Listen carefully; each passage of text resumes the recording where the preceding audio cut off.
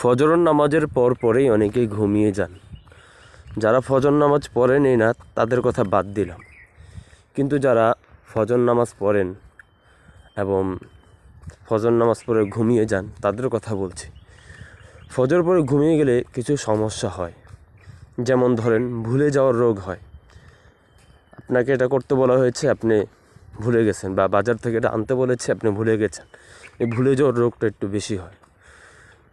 দ্বিতীয় কথা হচ্ছে, ফজর পরে ঘুমালে রিজিকের বরকত নষ্ট হয়, শরীর আপনার শান্তিময় হয় না, অসুস্থ থাকে, বিভিন্ন ধরনের সমস্যা হয়। এই জন্য ফজর পর ঘুমাবো না আমরা। ফজর নামাজের পর অপেক্ষা করব সূর্য যাতে উদয় হয়। সূর্য উদয় হওয়ার পরে আপনি ইশরাক নামাজ পড়লেন। ইশরাক নামাজ পড়ে আপনি তারপরে ঘুমান, তাতে সমস্যা নেই। এই জন্য ফজর নামাজের পরেই ঘুমাবো না আমরা ইনশাআল্লাহ তাআলা। ফজরের পরে ইশরাক নামাজের পরে ইনশাআল্লাহ যদি আমাদের প্রয়োজন হয় তাহলে ঘুমানো যেতে পারে।